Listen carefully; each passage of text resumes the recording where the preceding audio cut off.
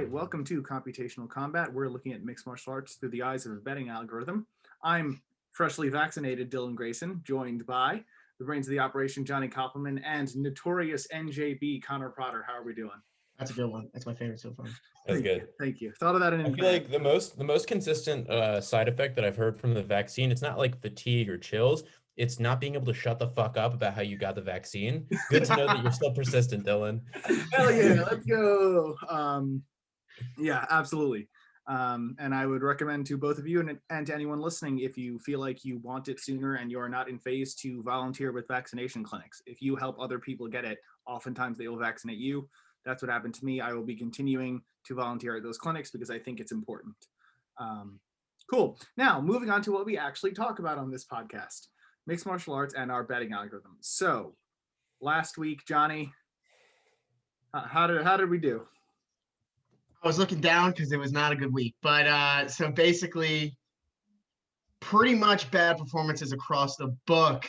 So I won't even go into that. But the card went negative 30%, with the only wins being Gordon and Yana Kunitskaya. Yeah, I got it right. And a lot of people are new, so I just want to show a graph of one of the newer models. So this has been going on for 30 weeks, but we've been really consistent for the podcast for like 5. And I just thought I'd show 8 weeks of data, just so we could see and show the newer members what we've been working with. So I have that. Let me just share my screen really quickly. Yeah, it is unfortunate that once we started, getting out there and promoting on TikTok and Instagram harder, this is what happens. Can you guys see this well? Yeah, it's all right there. Yeah, so basically what we're looking at here is the portfolio, which started at, well, I didn't realize I had the numbers here, but now you know what I'm doing. It started at 15K, and as we know, if you've been watching, it's not betting the full 15K each card. It's betting a specific percent of it, whatever's worth it. This is a long-term approach, so we don't bankrupt off one bad week like we just had. So you could see here over the 8-week period, it was on a pretty crazy increase. So much so that it, based on the back testing data, it was overperforming. We were due for a regression. And you can see the regression here. The regression is, this is 2 weeks of losses, which we hit a high at a profit of like 2.6K, which is around, Dylan, do the math quickly, 2.6. It's about 1/5 of the total portfolio from the start. Yes, it was doing, it was doing 20%. Around 20, exactly, around 20%. And now we're more around, we're up like 1680. So it's still doing very well. I would like to see this bounce up after this week. We will see. Do you have any questions on the graph? Do you think that maybe they don't know that I didn't explain? No, I mean, I think for the most part, like, the best understanding that people will get is just by listening to the podcast. You can go back and listen to the episodes from before these past 2 weeks. You'll see what our picks are and you know how those fights went. But yeah, I mean, we started promoting it and we had 2 rough weeks, but this isn't magic, hopefully this week we start turning it around. And Johnny, that hot sauce, you putting that up on the TikTok? Yeah, so again, it's another loss. This time we're going to do again as the hot sauce, a full spoonful. I have work after this and a work call, so I'm not going to do the hot sauce now because I was on the bathroom for a couple hours. So what we'll be doing is I'll be putting that up to the TikTok. We're at Combat on TikTok. We'll drop the link in the bio, so go check it out there. And if you want to see the full 30 weeks of data, which will be before we even started recording the podcast as well, if you're interested, I'll put that up on the TikTok as well. Yeah, and I'll get your punishment up on the Instagram as well because I like watching people suffer. Anyway, moving on. This week's card, a UFC fight. Big mixed martial arts fan, huh? Oh yeah, absolutely. It's bad if you're not a fan of the sport and you watch it, especially if you saw what happened to Curtis Blades. I could imagine that if I were living at home right now, my mother would walk in and just be like, "Why do you watch this stuff?" And I don't know that I would really have an answer. When my mom comes up to talk to me if I'm watching, she just like turns to face away from the TV. Like she will not make eye contact with it. Yeah, I get it. I've been a lifelong martial artist, so I love this stuff, but I understand why people don't like it. But if you're listening to this, you probably do. So that's kind of irrelevant. All right, this weekend's card, UFC Fight Night Rozenstruik versus Gane. It's a decent card, I think. Low on name value, but I think there's some really fun fights throughout this card. None of which are going to be talked about at the beginning here, though. Starting from the early prelims at light heavyweight, Dustin Jacoby versus Maxim Grishin. Dustin Jacoby is all right. He went from 2015 to 2019 without a single MMA fight. He fought in kickboxing a lot during that time. He's had wins over Justin Ledet and Gajimrad Antagulov, but those don't really impress me. Grishin at least had a title in a decent regional, like decent skill-wise. Fuck Akhmat, terrible organization involved with terrible people. Fuck them. But, you know, he seems relatively skilled. I'm going to go with Maxim Grishin here. Yeah, neither of these guys have particularly good wins. I mean, Justin Jacoby's one win is over Justin Ledet, the flat earther, who's absolutely terrible at MMA. And I feel like I get super disrespectful on this show. Maybe I should tone it back. Flat earthers, easy target. Yeah, and Maxim Grishin, like, he lost to Marcin Tybura, and the one guy that he has a win over in MMA, or in the UFC rather, is like on a 4-fight skid. It's not great. I'm also going to take Grisham because I think at least like being able to stick around with someone like Marcin Tybura is like more notable than just beating Justin Ledet. Well, if you guys are betting men, then you should take that to the books because the books have Grisham as the underdog. We have Jacoby as a 62% favorite. The books have him as a heavier favorite. We have Grisham as a 37% favorite. The books have him as less of a favorite. There is zero value for the algorithm on this card. But you guys, if you guys believe what you're saying, you'll catch some crazy value. All right. Moving on to the next fight at bantamweight, Vince Cachero versus Ronnie Lawrence. Cachero was 1-2 heading into his UFC debut, which says to me, pandemic pickup. They hired him because they needed another guy to fill out a card.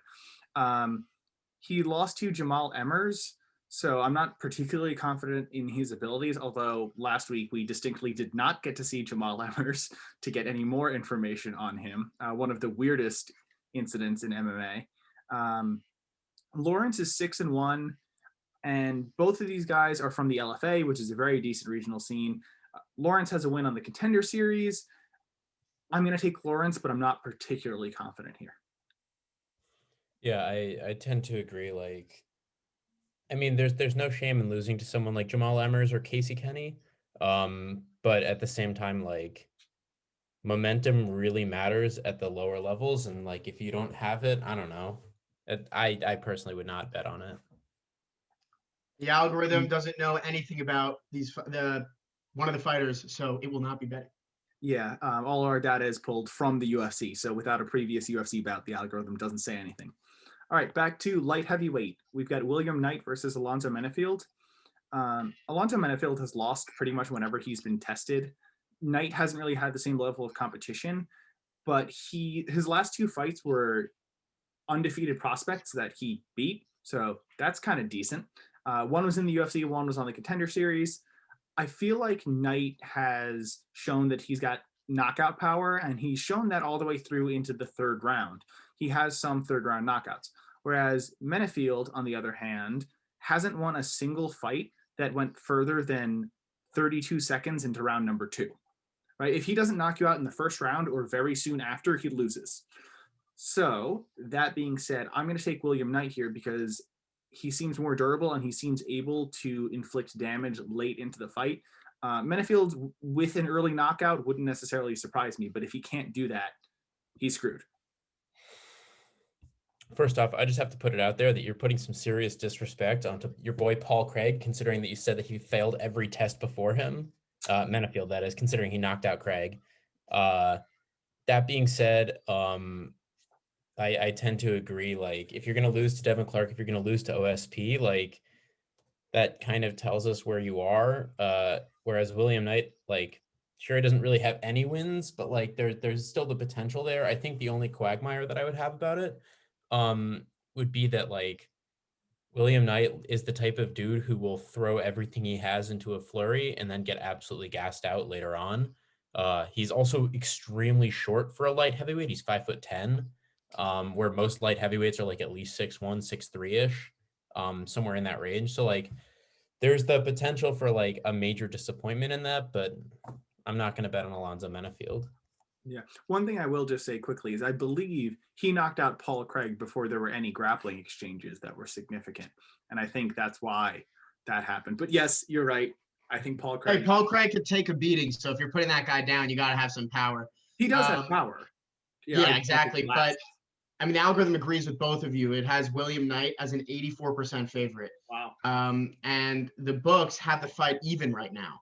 So we are copying the most value we have gotten since the podcast started. If you are betting using all your money, so yeah, we'll break it down. So if you're doing the short-term betting where you're just betting, $50, $100, whatever you're doing on that night, and you want to bet all of it, then you'll put 28.6% of whatever you're betting on William Knight. But if you're taking the long-term approach, which is what I do, then you are betting 2.5% of your fund on William Knight. Wow. And 2.5%, let me tell you, is the biggest throw on this card, and is also the biggest throw I've seen. So I'm excited. Yeah, I mean, like any bet that heavy on unranked light heavyweights has me a little bit nervous. This is where it really comes strong, though. And I'm going to knock wood here because I've been jinxing it a lot recently. But the reason the algorithm is cool is because when fighters are more unknown, it does better than the average person. So this is where it makes most of its money, but we'll see because, I mean, you're right. I mean, he's unproven. So what stats can you really have on the guy that can be predictive? Right. And, last week, Curtis Blades was a huge favorite, and the algorithm saw the skill there. He was piecing up Derek Lewis, but there's not something that's built into the algorithm that is distinctly, Jesus fucking Christ, that guy's got bricks for hands. You can only track how many knockouts they've had. Derek Lewis is a cheat code. You hold him down, he types in "get up," and he just stands up. Someone's hacking into the matrix for Derek, and I love Derek Lewis, so I was happy to see it. Yeah. All right. Moving on quickly to the next one. 135 pounds, Alexis Davis versus Sabina Mazo. Sadly, Alexis Davis, in my mind, only exists as the woman who got hip tossed by Ronda Rousey and then punched to death, past death, and then back to life and killed again.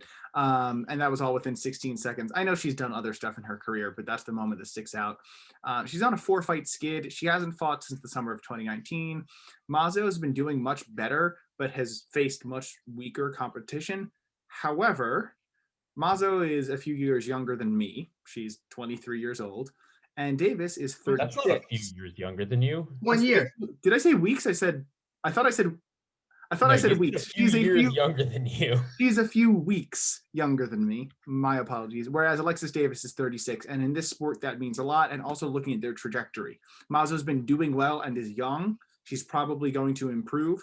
Alexis Davis is older for the sport and is on a skid. I do not expect her to bounce back. I'm taking Mazo. Yeah, this is like a weird prospect versus old guard matchup in that normally it'll be like the old guard is like number 10 or number 15 in the world. And you have a prospect shooting up. This is actually Araujo fighting down in the rankings, which is like always like a weird thing to think about. But I tend to agree. I think there's a lot more upside. And like, if you look at the people that Sabina Mazo has beaten, did I say Araujo? Oh shit, I totally did say Araujo. Araujo was the one that beat Mazo. She's Mazo's only loss, I believe.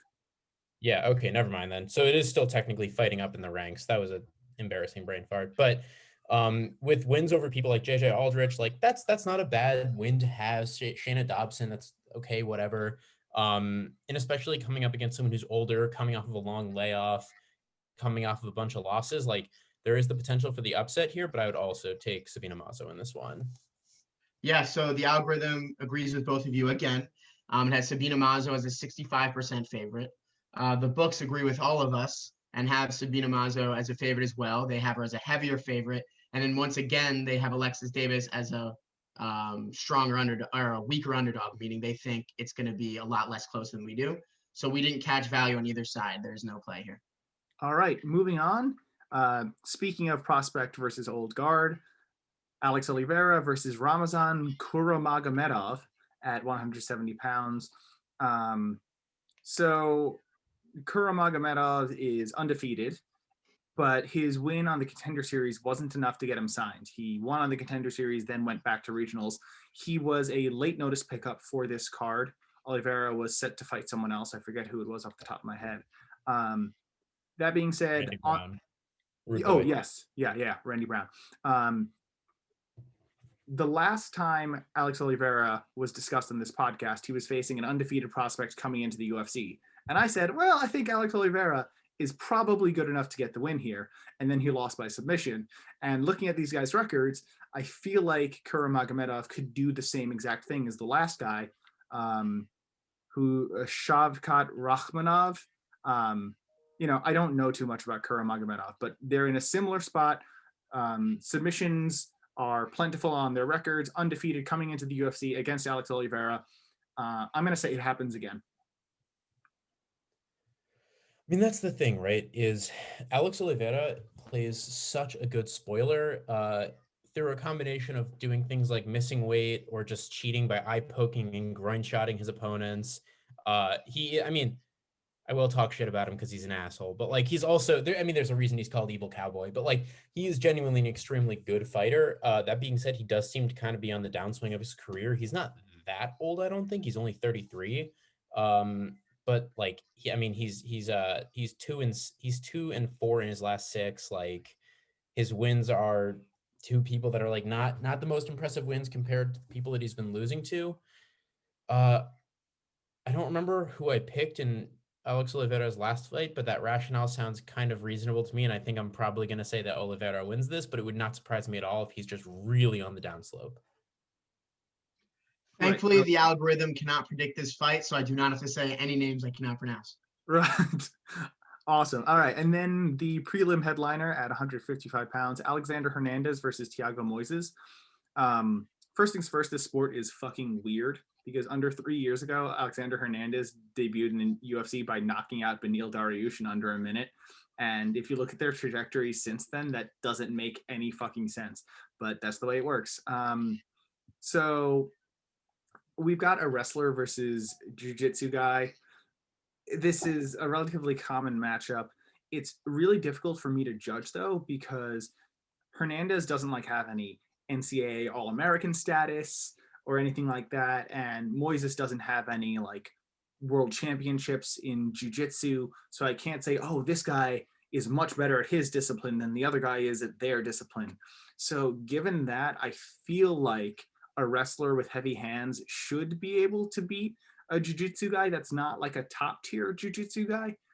But at the same time, I very well could see, Hernandez shoots for a double leg and gets caught in a guillotine, or Moises catches a leg lock somewhere weird. I'm taking Hernandez here, but could go either way. So I actually disagree with you on this one. Alex Hernandez had that, the absolute skyrocket trajectory, gets his ass fucking beat by Donald Cerrone. And the big change that he kind of made in response to that was becoming more technical. And by being more technical, it was just being more tentative, less willing to just bite down and throw, less willing to be wild and aggressive, which is what he made his win off of Dariush. That's how he beat Dariush. It's how he beat OAM. Those were kind of the things that he relied on. And on the other side, you have Thiago Moises, who had the most Michael Johnson fight of any of Michael Johnson's recent fights, in that he got his ass fucking beat the first round and then immediately got an ankle lock in the second round. It was an ankle lock, right? Some sort of leg lock. I don't remember. Yeah, it was a leg lock. He literally 25 seconds into the second round, which was hilariously disappointing. But so, and then, he had a really good showing against Bobby Green, who's a dude that's really tough to put away, a dude that's really tough to handle if you're not ready for it. I'm going to take Moises for 2 reasons. One, he showed some nasty fucking leg kicks in the Bobby Green fight, if I remember that correctly, which Bobby had serious trouble with. And the second thing is he showed, based on the Michael Johnson fight, that he's very capable of getting into a bad situation, biting down, and coming back from it better. And given how Alexander Hernandez has been treating his recent fights, I think it's very plausible that he either can't get into he can't get into a high gear, or if he does, that Moises will be able to calm himself down and come back into it. All right, so the model itself has Alexander Hernandez as a 60% favorite. The books have him as a heavier favorite. but we have Thiago Moses as less of an underdog than they do. We think that it's a closer fight. So we caught value there. Not a lot of value, but some value. So if you're doing short-term betting, you're throwing all your money. You're putting 1.5% of your total throw on Thiago Moises. There we go.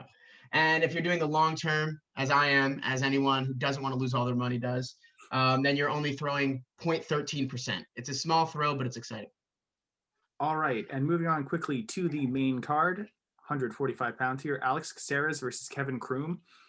Kevin Croom's record says he's a journeyman, but his 4-fight win streak says that he's not, or at least isn't anymore, that he has improved. And I know his last fight was overturned to a no contest, but it was for weed, and the rules have changed since then, that recently, where that fight would not be overturned at this time, to my understanding.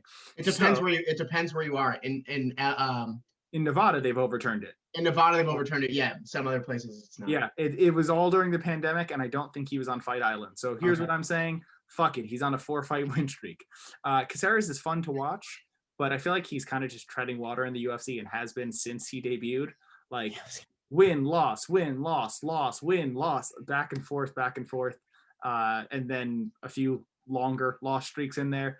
I think Croom takes it, and the verdict community, the most common pick in the world, was Croom by decision. So 2 things to say about Kevin Croom. One, he has a win from 2019 over Crazy Horse, who I didn't even, or Felony now, who I didn't even know is still fighting. Yep. Weird. The second thing is, did you see his nickname? The hard-hitting hillbilly? Yeah, that's good. I like that. That's sick. Top 5. I fucking love that. I tend to agree. Like, I really like Alex Caceres. He's one of those dudes where every interview that he has, he just comes across as incredibly nice, incredibly genuine, and like really friendly. He seems like a cool dude. That being said, like, I just can't fundamentally trust him to win any fights. Like, it took someone like Chase Hooper before I was willing to say, like, yeah, Alex Caceres is that much better of a striker than him. Or, you know, other fights where, like Sergio Pettis, where he's that much better of a grappler. I'm gonna take Kevin Croom, not because I like think he's that much better, but because like I can't trust Alex Caceres to do anything consistently. So the algorithm disagrees with everyone. It has it close. It has Caceres as a 57% favorite. It just so happens that the book disagrees even harder with you guys than the model does. So it caught value on Kevin Croom. If you are throwing all of your money short term, like a Dumbo, well, then you're throwing 5.7% of that throw on Croom. But if you're doing long term, like me, you are throwing 0.5% of your total fund on Croom. All right, make sure to shame all of those viewers, Johnny. I am. I 100% am, because I don't want people to lose money. Yes. All right, moving on to a 115 pounds, Angela Hill versus Ashley Yoder. I think Angela Hill is far better than her record shows, and I think her 2-fight skid is kind of bullshit. So looking back at her loss to Claudia Gadelha, as Goldie would say, Claudia Gadelha. The champion. Yes. Great meme. So verdict users scored that fight heavily for Hill, and then the judges gave it to Gadelha, split decision. And then a loss to Michelle Waterson isn't really embarrassing. Michelle Waterson's pretty good. So that being said, I think Angela Hill is way better than her record says, and I also think that she's improved drastically recently. Yoder's win over Miranda Granger was a big surprise to me. I'm pretty sure the algorithm called it. This was back early on, I think maybe before Connor joined, and definitely before we were consistently doing it every week. I remember being very surprised by that. This is a rematch. Hill won the first fight, and I feel like Hill has improved more since then than Yoder has. I think Hill takes the win here, but stranger things have happened than Yoder getting the win. Just ask Hill's grandparents. That's for you, Connor. That was good. For people who don't know, Angela Hill, is it her grandparents? Yeah, I think it's her grandparents. She's related to Betty and Barney Hill, who are like 2 of like the classic UFO story abduction in like early United States history. It's a fucking crazy story. Early U.S. UFO history. It was like the 1950s or 60s. What did I say? Great reference. Did early U.S. history.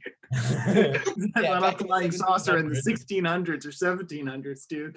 Yeah, Um, I agree. I really like Angela Hill. She's funny as shit, everything that she does. I used to not like her. I slowly became a fan of hers. She's definitely turned a corner and just started working way fucking harder. Definitely shown marked improvements in both her striking and her ability to carry her striking across 3 rounds, or in the Michelle Waterson fight, 5 rounds. Um, on that note, I also definitely think that she won the fight with Claudia Gadelha very arguably, and I didn't watch it live, but I remember thinking that it could have gone either way for Michelle Waterson versus Angela Hill. So like she could have been on a 4-fight win streak over very good competition. Uh, and Ashley Yoder, like she's the spider monkey. She's got very sticky grappling. She's very aggressive about it when she gets you to the ground. And that is somewhat of a weakness of Angela Hill's, is people being able to take her down. But and say what you will, Claudia Gadelha has definitely been focusing less on power takedowns in recent years and much more on her striking since she moved to Mark Henry in New Jersey. Um, I'm going to take Angela Hill. Maybe there's the chance of a weird fluky upset, but Angela Hill has shown that she can do this, and Ashley Yoder really hasn't. right, and the verdicts community does agree with us. They have Hill by decision as the most common pick. So the model agrees with you guys as well. It has Angela Hill with a 65% chance to win. Just so happens that the book agrees even harder, giving us value on Yoder.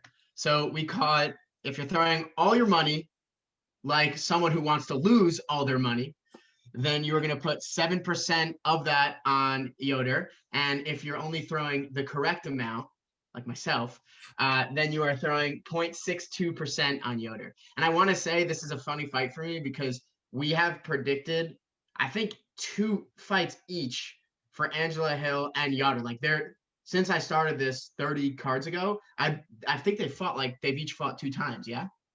Probably. It's And Hill's possible. insanely active. Yeah, so Angela Hill, we got screwed over when, I believe so, when like people were like, oh, it was close, but we think she won.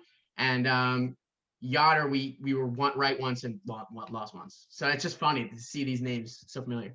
All right, and moving on quickly because we are working on a time constraint here, and we have 4 fights to go. So I'll be quick about this. 135 pounds, Pedro Munoz versus Jimmy Rivera. Both of these guys are really, really good.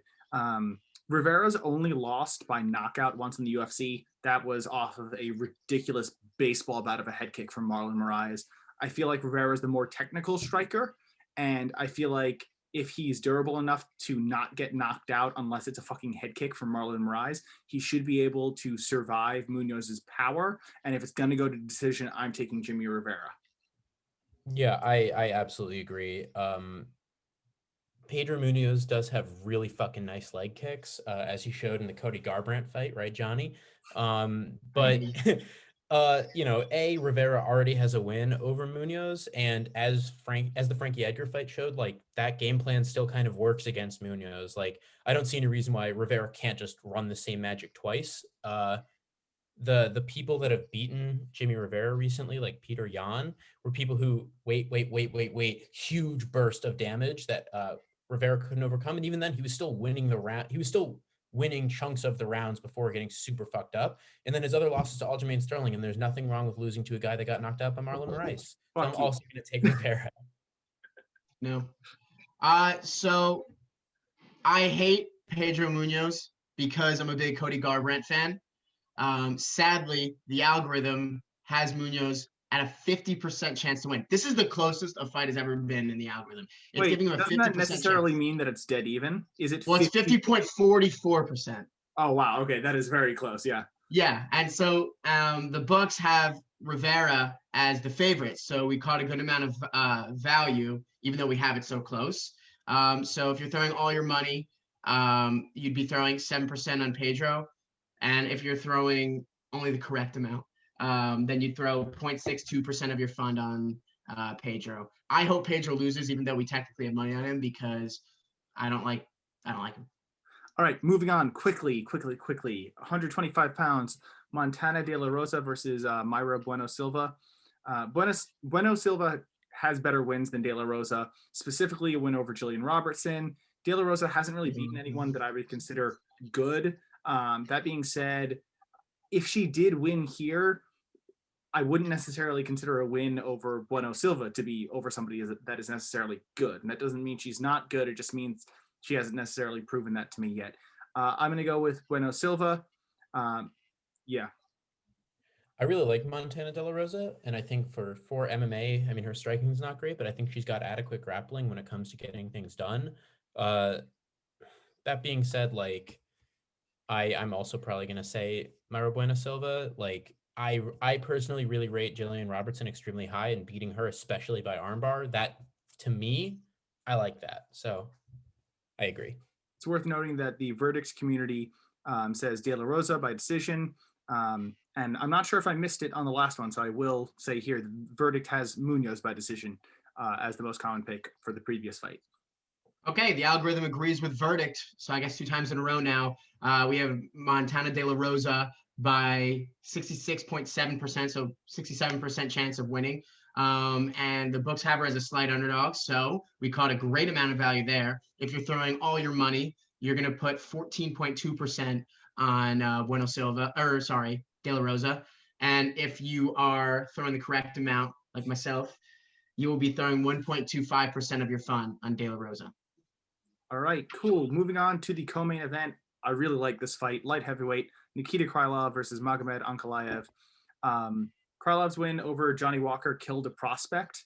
And if you look at his record, you might not think that Krylov is quite as good as he is, but his most recent losses have been to Glover Teixeira and Jan Blachowicz. Both of those have obviously aged quite well, the top contender and champion in this division, respectively. Ankalaev's only loss was a fluke submission loss to Paul Craig.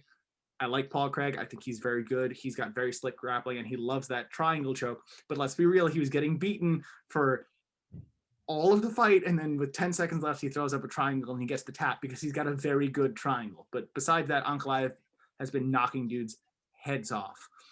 He's got fuck you power, and I expect it on full display. Magomed Ankalaev. Yeah, I agree. Ankalaev is someone who I've been hyped on even since before he debuted in the UFC. I was so fucking mad about that Paul Craig fight. If he literally held on for another, like, he taps and then the bell goes. Yeah.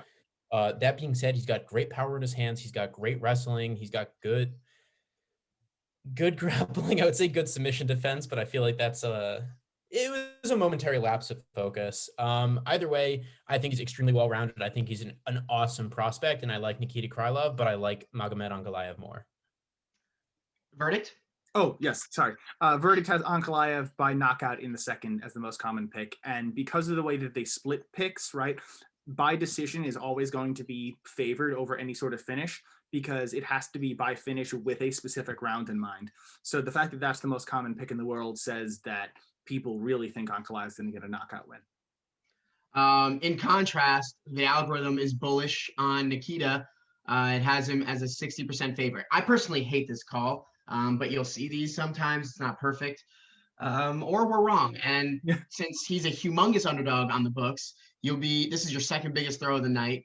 If you're throwing everything, you're going to put 21.5% on him. And if you're throwing only what's worth, then you are going to be throwing only 1.88% of your fund on him. This is the second biggest throw of the night. I think I said that, but yeah. I mean, I have to say, I do think that Ankalaev is going to win this, but if he's that undervalued, like, Krylov's not bad. I see the logic in that bet. I don't see him as the favorite. I see it as a value play in my head. He's essentially a plus 300. So he's extremely, he's a big fat underdog. So it's a lot of value there. All right, moving on to the main event, kind of the only reason that this card exists. Jorginho Rozenstruik versus Cyril Gane. I realize that I haven't been listing off the fighters' ranks, and I don't remember what they are off the top of my head. But that being said, both of these guys are top 5, top 6 heavyweights. So researching this fight, one thing I've learned, guys come back from knockout losses too early because Rozenstruik got knocked out by Francis Ngannou in 20 seconds. And I don't think that matters looking into this fight because that says a lot more about Francis Ngannou and his absurd levels of power than it does about anything else. And then he came back just a few months later to knock out Junior Dos Santos. Then Junior Dos Santos came back a few months after his knockout loss to get knocked out again by Cyril Gane. Please stop. Brains are important. That being said, Both of these guys are seriously good with high finishing rates. Sure, Rozenstruik got knocked out by Francis Ngannou, but I don't think Cyril Gane has Francis Ngannou power. I don't think anyone has Francis Ngannou power. I think Francis Ngannou needs to be studied in the laboratory. All of that being said, Cyril Gane is one of those few guys at heavyweight that really has a nicely varied arsenal. He's got seriously good striking with knockout power, and he's got grappling. In his 4 UFC fights, he's gotten to decision once. He's had 2 submission wins and 1 knockout. And one of his submission wins was a heel hook, which at heavyweight is just very, very cool to see. I personally like Cyril Gane, but you've got 2 heavy-handed heavyweights here. I could see it going either way. My personal pick, Cyril Gane. I want Cyril Gane to win. That's what my heart says. But in my head, I think I'm going to be taking Rozenstruik. The reason why is kind of twofold. The first is that Rozenstruik has been very good for the most part, except when Francis Ngannou decides that he doesn't feel like it anymore, at slowing things down to a very slow pace, and then just picking up hits and punches and kicks when he feels comfortable with it, especially some of those low kicks, which are nasty. It wouldn't surprise me if he's able to just slow the pace down enough that Gane's, in and out footwork, the fact that he's extremely bouncy and fast when he throws punches and shit, just doesn't end up mattering. The second thing is that Rozenstruik has shown the ability to carry that power into the 5th round, like he did against Alistair Overeem. And even though Cyril Gane does kind of fight like a middleweight at heavyweight, I don't necessarily know if I can trust that to go 5 rounds. And if it gets slowed down and it goes into the 3rd, the 4th, the 5th round, does he really have what it takes to continue pushing it? So I want him to win, but I don't know if I would bet on it personally. My counterpoint to that is I don't think we've ever seen anyone really try and implement a wrestling grappling game against Rozenstruik, who is I don't think Cyril Gane is a wrestler / grappler. I think he's he's very opportunistic, and when he saw the opportunity for that heel hook, he went for it. But I don't think he's going to be like a Curtis Blades where it's, double pump the jab and then shoot in for a double. Like that's not who he is. If he sees it, he'll go for it. But I don't think that's the type of game that will work against Rozenstruik. Fair enough. And the verdict picks here are very, very interesting because the most common pick in the world is Rozenstruik by knockout in the 2nd. But I decided to look into this deeper. So you can click on each of the fights on verdict and you can see the breakdown of what everyone has picked. So the most common pick in the world is Rozenstruik by knockout in the 2nd. The second most common pick in the world is Gane by knockout in the 2nd. Then it bounces back and forth a little bit. Gane by decision, Gane by knockout in the 3rd, Biggie Boy by knockout in the 3rd, Biggie Boy by knockout in the 1st, Gane by knockout in the 1st, Gane by submission in the 3rd. If you add everything up, more people think that Cyril Gane is going to win somehow. But the most common pick in the world is Rozenstruik by knockout in the 2nd. So the algorithm thinks this is a very close fight. Kind of agreeing with Dylan said about it. Heavyweight, you can't really say one guy's got the humongous amount of leverage over the other at this ranking, high up in the ranking like this. It has Rozenstruik as a 52% favorite. The books have Rozenstruik as a really fat underdog. They have Rozenstruik as like a plus 260, the book that I'm using. So it caught a lot of value on Rozenstruik. If you're throwing everything, right, you're going to throw 14.2% on Rozenstruik. And if you're throwing just the right amount, like your boy, you'll be throwing 1.25% of your fun on Rozenstruik. I personally really like this call, not only because the algorithm thinks it's close, and I agree with that, but because of how much of an underdog Rozenstruik is on the books, and I don't believe it should be that different. Yeah, I agree. I personally think that Gane is going to win, but a plus 260 on Jorginho Rozenstruik is bullshit. That is not indicative of how this fight goes, and I feel like people might be remembering Ngannou knocking him out and going like, "Oh, Cyril Gane trains with Francis Ngannou," but he doesn't have the same power. I think we can quoting Derek Lewis after his win when people said bullshit about him, and he said that's some casual shit. This again, I think is some casual shit. Yeah, casual fans, I mean, I think that about wraps us up for this week. Connor, right in time, so you can hop out early if you need to. We will be back in a week's time to discuss a massive card. the next pay-per-view, which is UFC 259, I believe, Yes. and 3 title fights, including one that particularly has my eye. Hopefully this week we're back in the win column. See ya. Yep.